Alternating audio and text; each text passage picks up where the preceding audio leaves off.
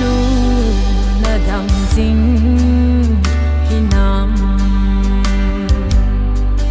pha chi sa in sung khan ho gel nan san thip in phai mi sing mo in now bang in lon hi de chu e o chung pa thing ka chun nu pi ching o ti dam lu dam na hin kha hin pe o tong don pha lo vang la ta bo la vang ko o chung pa thing ka chun nu in dam sa o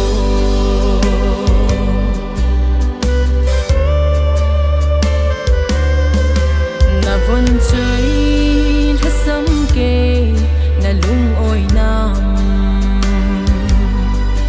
ka bol do so ta po o chun nu how la se lo se nin o chun nu ka hin le na ne ngai da min o chung pa thing ka chun nu pi ching o ti dam lu dam na hin kha hin pe o tong don pha lo vang la ta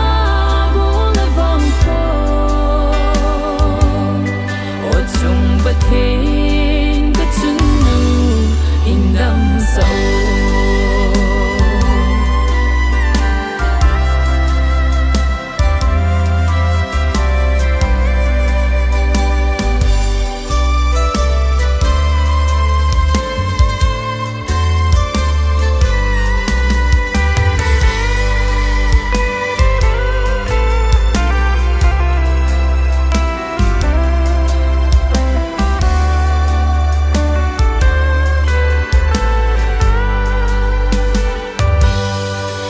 in sung khan